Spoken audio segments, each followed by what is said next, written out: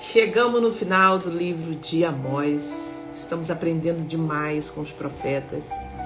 Ao longo dos livros de Amós, Deus nos conduziu por um caminho progressivo. Conhecemos Deus de perto. Deus nos levou ao confronto, ao chamado, à revelação. Amós não começa falando de juízo. Ele começa falando de alinhamento. Isso aí. Desde o primeiro capítulo, o Senhor expõe que não está interessado apenas em rituais, mas em corações rendidos. Gente, como nós temos aprendido.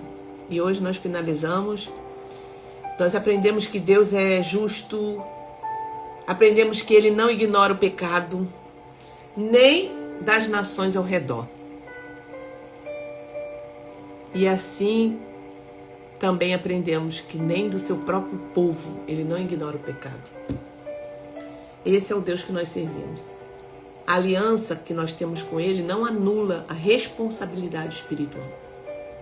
Então, no capítulo 4, também nós vimos o chamado se intensificando. Foram muitos aprendizados e eu penso que eu conheci melhor o Senhor através desse livro de Amós. Deus muda a forma de falar. Nós aprendemos também. Depois de alertas ignorados, Ele começa a mostrar por meio de visões. Ele mostrou um prumo, Ele mostrou fogo, Ele mostrou cestos de frutos maduros. E aqui aprendemos que Deus mede, Deus avalia, Deus sinaliza quando o tempo está completo. O problema não é apenas errar, é resistir ao conserto. Nós aprendemos isso também. Agora a gente chega no final em Amós, no capítulo 9, e entendemos algo essencial aqui. O juízo de Deus é inevitável para quem persiste no pecado, mas a restauração é uma promessa para quem se rende. Seja muito bem-vindo, seja muito bem-vinda, minhas irmãs que já estão aqui comigo.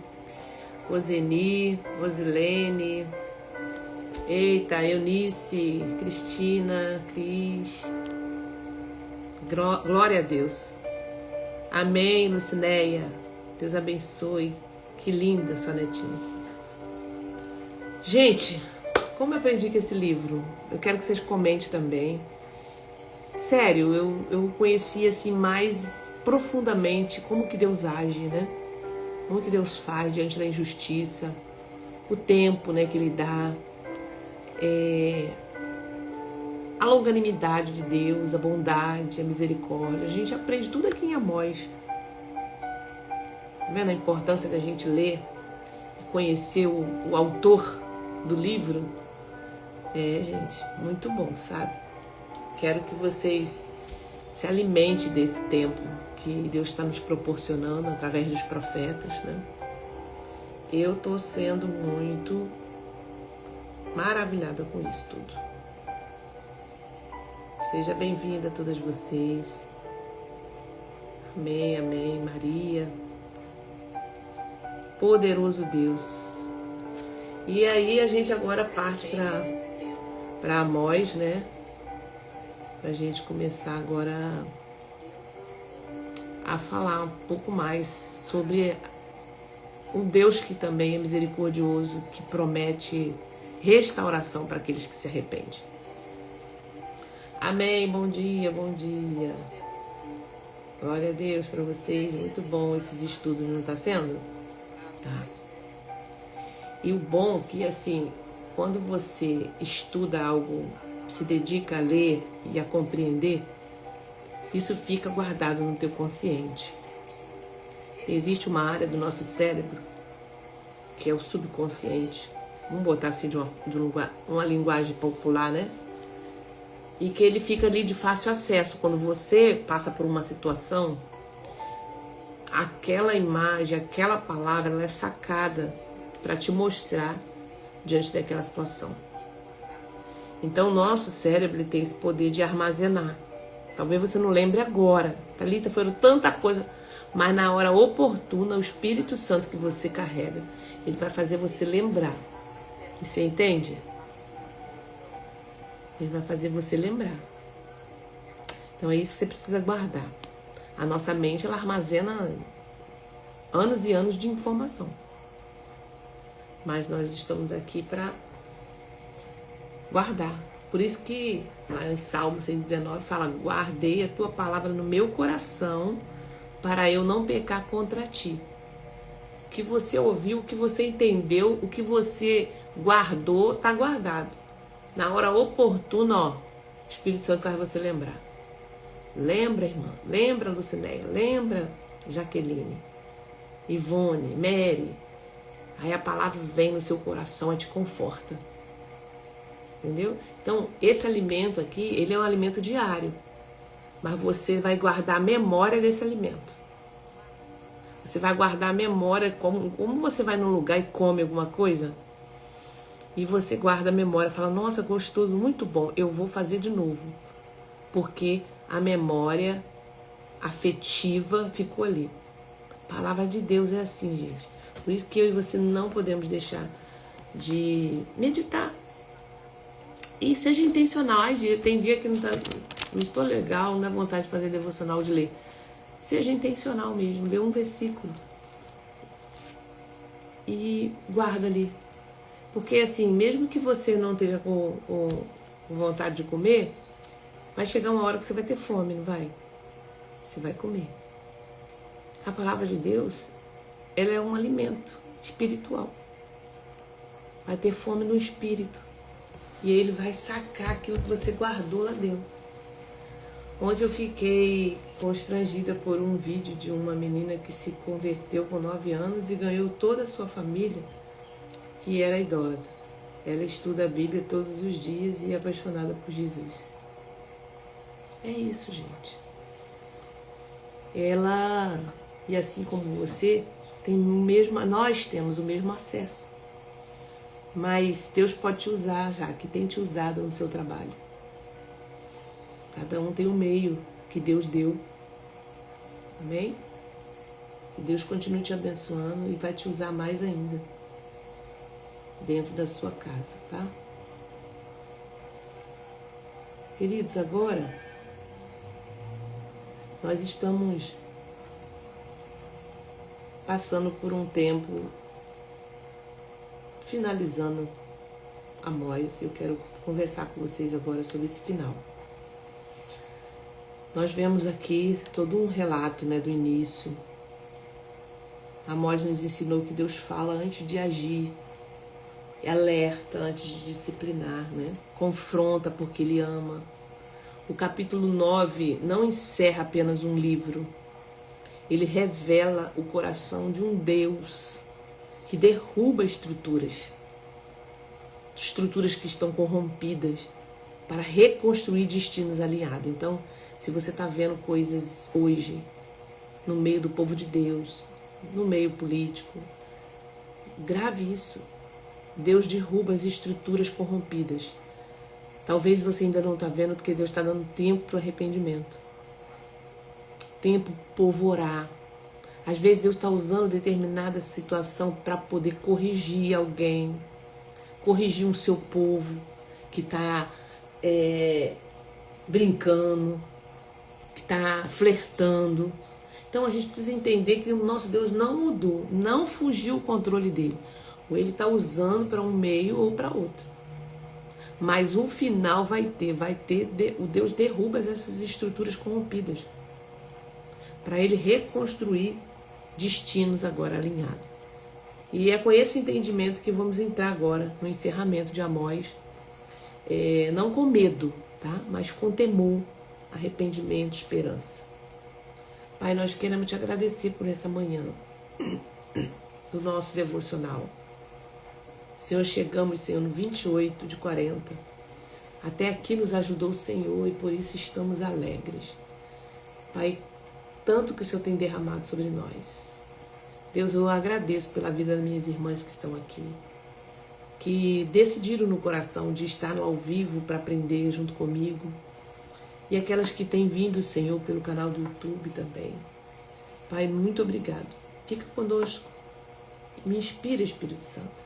Me faz lembrar de tudo que o Senhor quer falar nesse dia. Amém e amém. Glória a Deus. Coloque as suas mensagens, seus testemunhos, tá bom? Vai interagindo comigo. Agora no capítulo 9, quando a gente chega aqui, também tem uma palavra muito interessante pra gente guardar.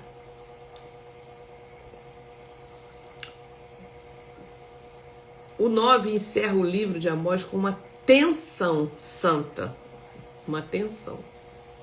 O juízo de Deus é inevitável, gente, para quem persiste no pecado, mas é misericórdia.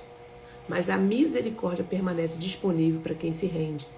Aqui Deus deixa claro que não há mais para onde fugir, mas também revela que o fim nunca é o fim quando há arrependimento verdadeiro.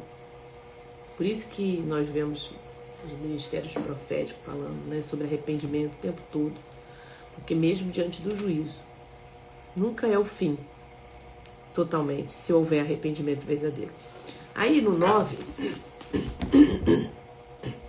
começa assim. Vi o Senhor que estava em pé junto ao altar, e ele me disse: bata nos capitéis das colunas, para que os umbrais comecem a tremer, e os pedaços caiam sobre a cabeça de todos eles. Matarei a espada aos que restarem.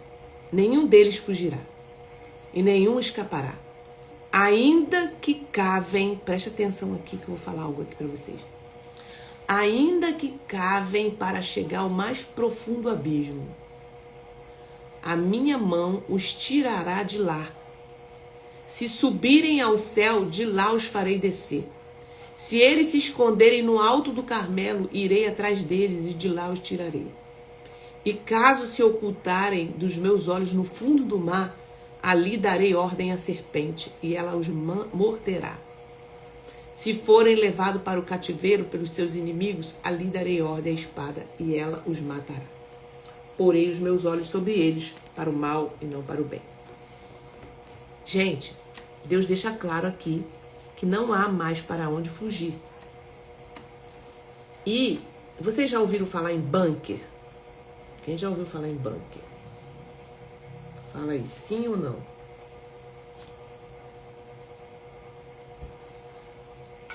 Enquanto eu bebo água aqui. Quem já ouviu falar em bunker? Sim ou não?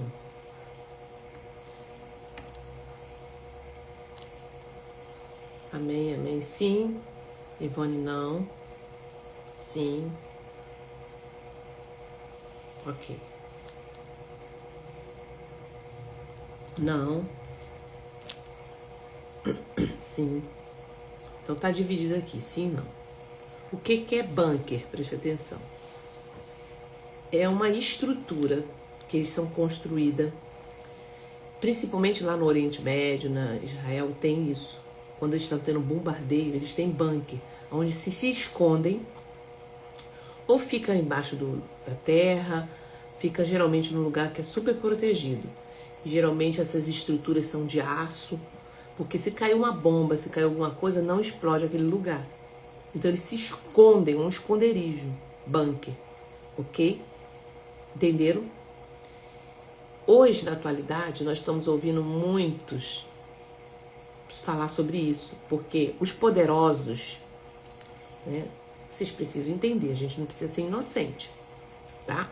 E aqui eu vou trazer informação para vocês. Nós não precisamos ser crente, somos cristãos, mas não precisamos ser inocentes. A gente precisa entender o que acontece no mundo.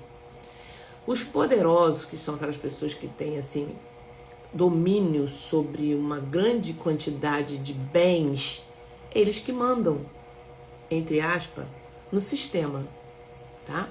E é poucas pessoas, por aí 10 a 13 dominadores que detêm da maior parte das riquezas do mundo. Essas pessoas têm bunker. Só que Deus está falando aqui para nós o seguinte, ó. Se ele, ainda que cavem, porque o bunker é cavado no subterrâneo, lá embaixo. Ainda que cavem, ó, versículo 2 de Amós 9, para chegar ao mais profundo abismo, a minha mão o tirará de lá. No dia do juízo, pode ter o bunker que for. Vocês estão entendendo? Eles constroem porque na mentalidade deles é um esconderijo protegido para qualquer finalidade de guerra, de peste. Enfim, eles têm os seus esconderijos. Mas Deus falou que vai lá. Aonde que Deus não entra? Deus entra em todo lugar. Então o juízo pode ter o bunker que for. Aqui, ele fala, ó, se eles esconderem no alto do Carmelo, eles constroem também em alto dos montes, mais alto assim que puder, eles constroem. Eu também estarei lá, lá os tirarei.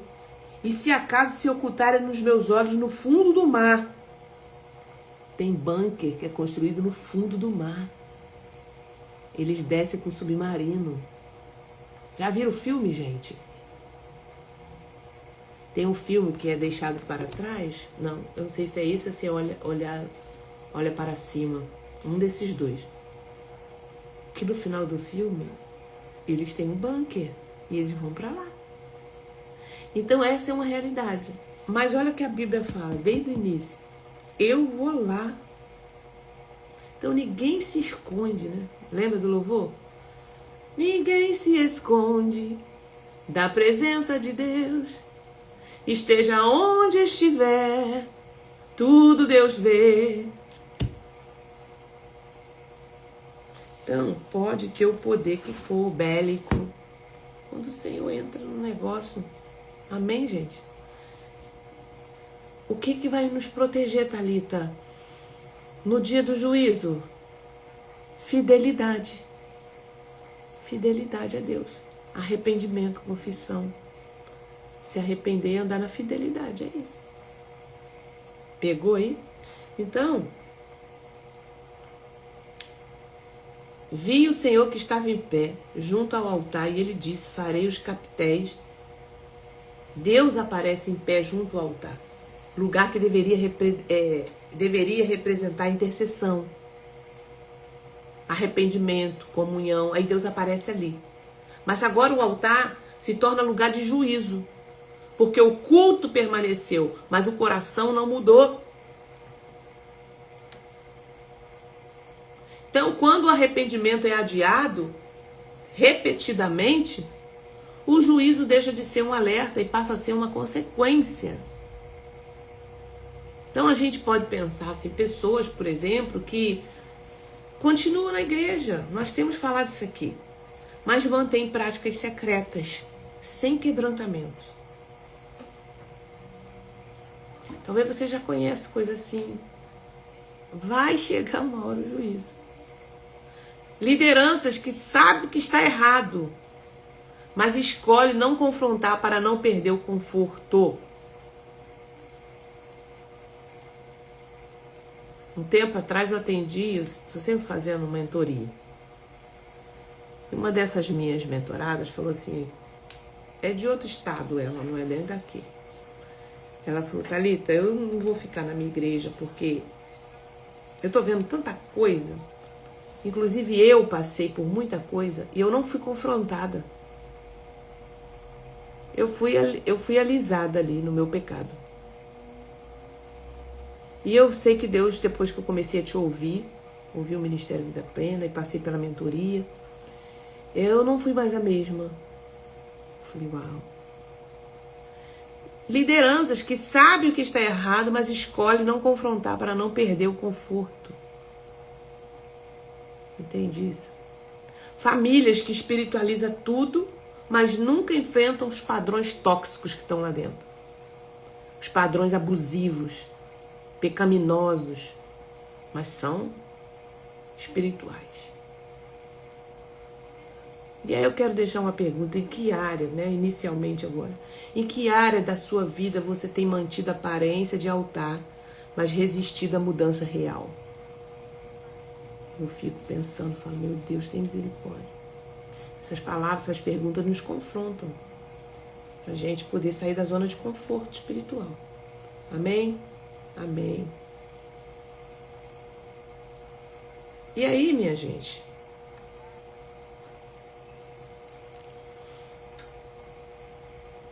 Continuando, ele fala aqui: não há esconderijo espiritual, ainda que cavem, ainda que cavem para chegar ao mais profundo abismo, ainda que cavem até o inferno, ainda que subam ao céu.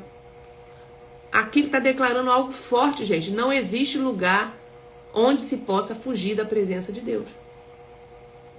Ninguém se esconde. Isso confronta a falsa ideia de que podemos esconder pecado, protelar decisões, adiar a obediência sem consequência. Aí, existem alguns ministérios e as pessoas se apegaram nessa questão da graça, né? Eu já falei isso aqui várias vezes.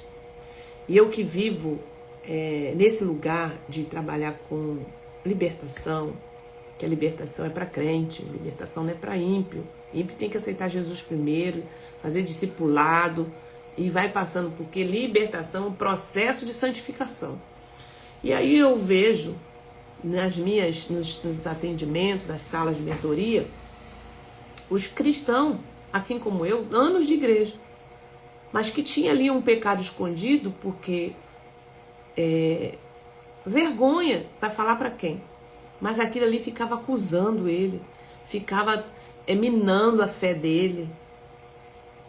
Então, são pequenas concessões, são pecados escondidos. Não existe lugar onde Deus não vai estar. Então eu já confessei o meu pecado a Deus. Mas aquele pecado, muitas vezes que você cometeu, prejudicou o outro. Prejudicou a mulher do próximo, o homem. Prejudicou pessoas. E eu preciso fazer a reparação no tempo certo, na hora certa, com a pessoa certa. Então, quando as pessoas vêm e reparam, as consequências daquele pecado são anuladas. Thalita, mas a graça nos alcançou hoje. Somos livres do pecado. Você não paga mais por esse pecado, porque Jesus já pagou. Agora, a consequência, o texto está mostrando. Não é inevitável, gente. Fica ali com a vida amarrada, fica ali com a vida presa. Por quê? Porque quando você causa um pecado que prejudica o outro,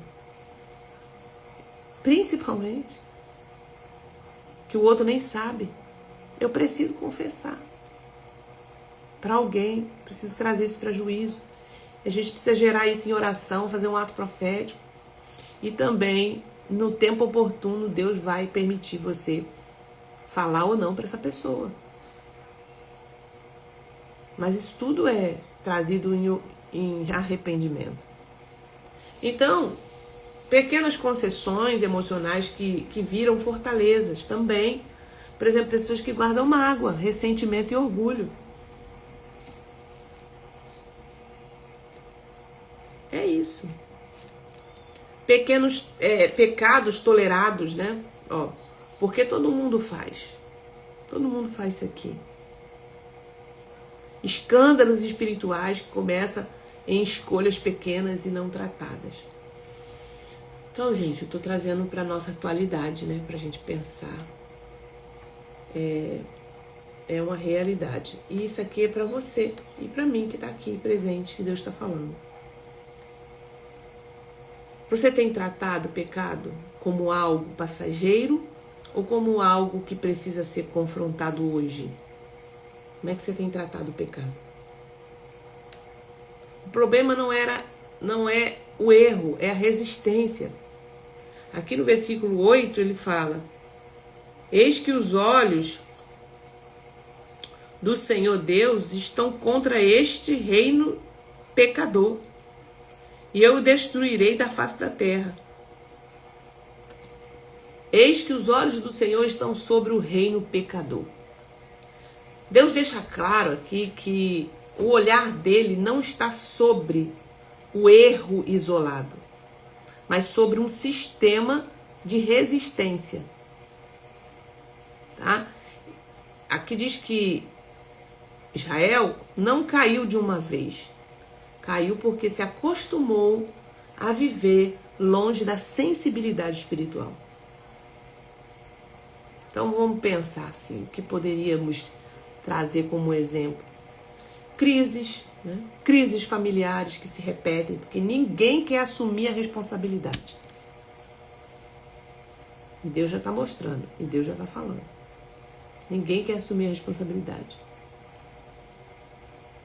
Quebras emocionais não tratadas que vão passando de geração em geração. Então, dentro da mentoria, nós vamos identificar e romper com padrões. Dia 21 de março, você tem a oportunidade de estar ali comigo, junto da Igreja Batista Mundial, para você participar do seminário Restaura-me, Senhor. Você vai deixar essa crise, essas quebras emocionais que você já identificou na sua família, que são feridas emocionais que vão passando de geração para geração. Minha mãe viveu isso, minha avó viveu isso. Eu vivi essa traição também. E você vai deixar isso no nome de Jesus lá e nós vamos orar, cancelando essa maldição também. Então, dia 21 de março, já está aberta a inscrição. Faça a sua inscrição, tá? E você vai estar ali comigo para a gente estar orando junto. Ouvir a palavra que eu vou trazer sobre isso. E depois, no final, nós vamos fazer orações.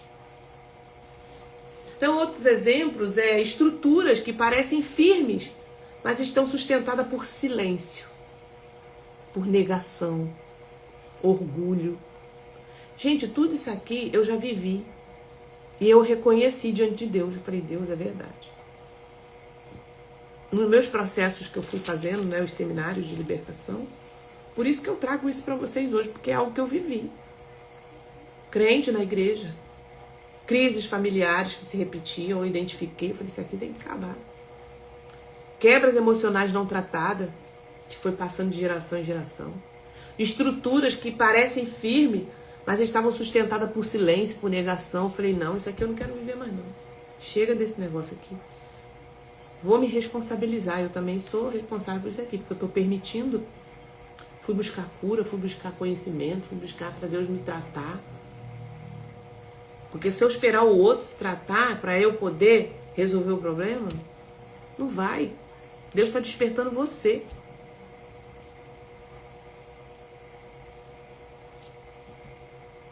Você tem tratado, a pergunta é, você tem tratado suas crises como alertas de Deus ou apenas como fases difíceis? Porque depois que quebra, gente, é muito difícil. Você vê,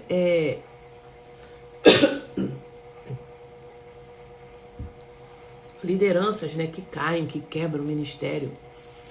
Depois para reestruturar é difícil. Mas Deus falou, Deus mostrou. Essas estruturas estavam sustentadas por silêncio, por negação, não aceitando, por orgulho. Então o juízo não é o fim da história.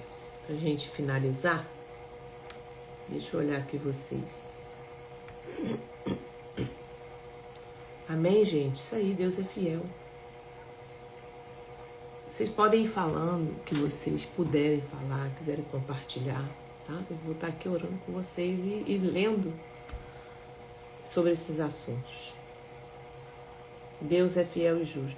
Então isso é para nos confrontar, essas palavras é para a gente poder sair da nossa zona de conforto e falar assim, uau, preciso resolver esse problema, preciso resolver essa história. Então pessoas que vêm para cá, elas vêm, Thalita, eu carregava isso aqui há muito tempo. E mesmo eu na igreja, eu sabia que isso aqui era um peso para mim.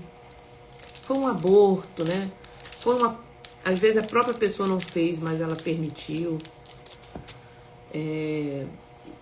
Porque era uma estrutura familiar que fazia isso. Mas hoje eu estou em Jesus.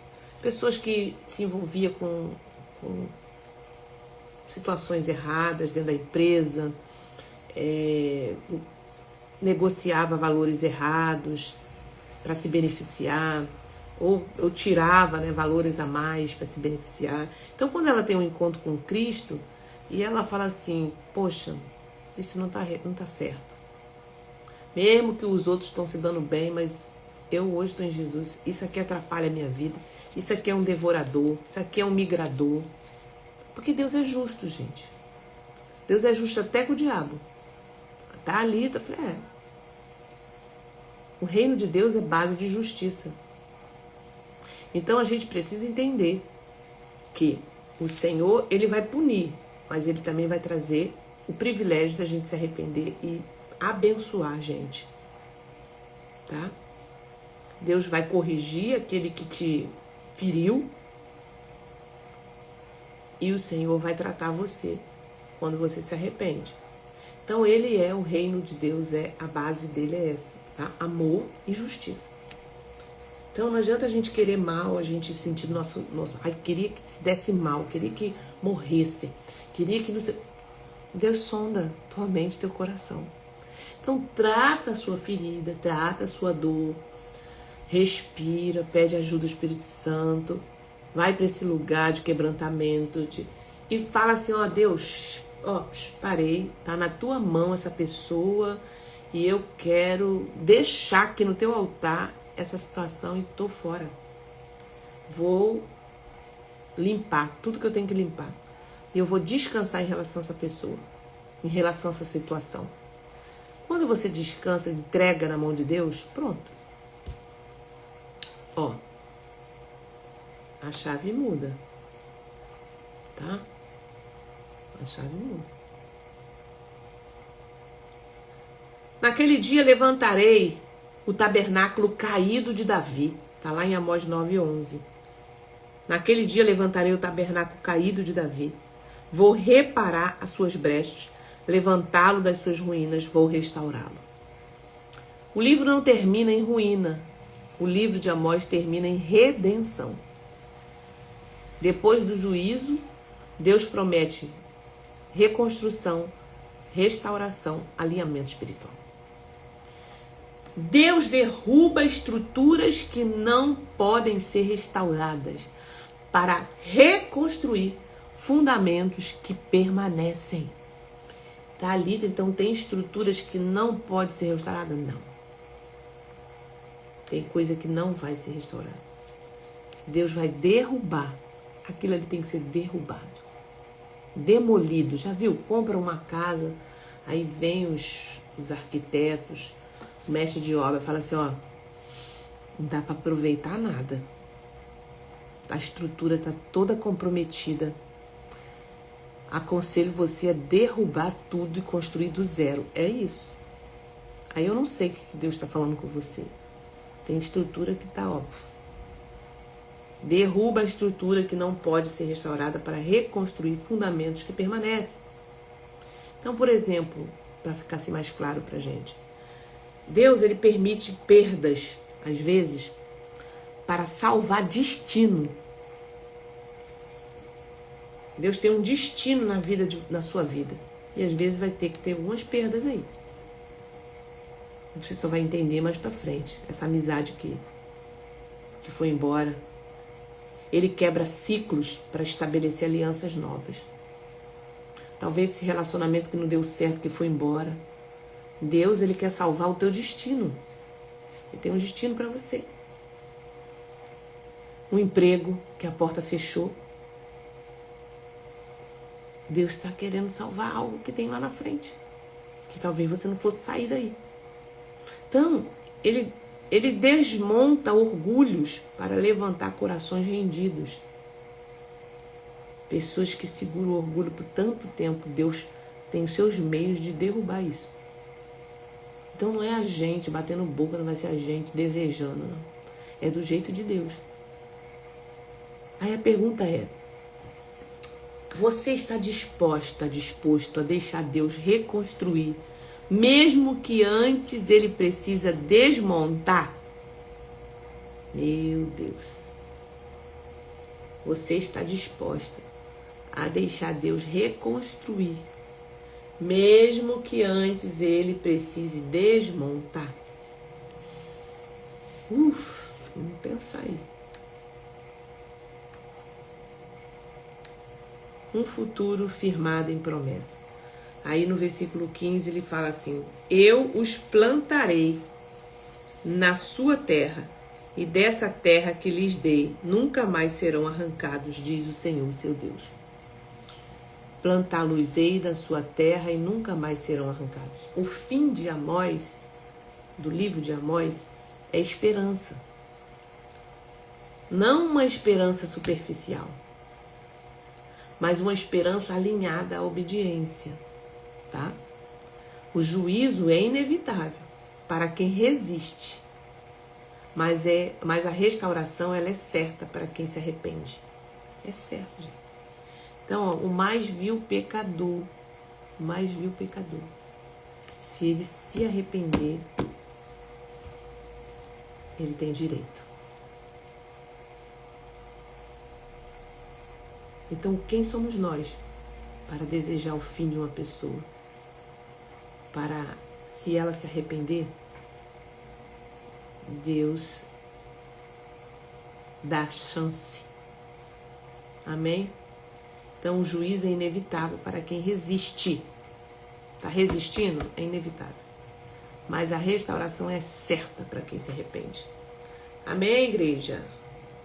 Glória a Deus. Chegamos também ao fim. Deus é fiel. Aleluia. Glória a Deus. Vamos orar. Entregar na mão do Senhor essa aula, essa palavra. Trouxe tanto aprendizado para nós. Eu louvo a Deus, sabe? Por esses 40 dias que eu coloco diante do Senhor e proponho fazer essas 40 lives. Vocês não têm noção de quantas barreiras, dificuldades se levantam. Mas todas elas caem. Se eu permaneço firme, todas elas caem. Se eu permaneço naquilo que eu, no propósito, fiel ao Senhor, sem brigar, sem querer, eu vejo Deus agindo. Então, toda vez que você se levantar para um propósito, lembre-se que vai ter resistência. Mas se você permanecer, você vai ver o sobrenatural de Deus acontecendo.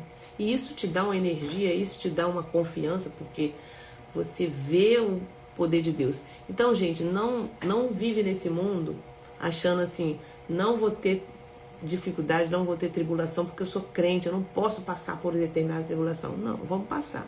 Estamos nesse mundo. Mas qual é a diferença? Aquele que é firme e permanece no Senhor, Deus tem estratégia, Deus tem livramento. Passa na fornalha, mas Deus levanta.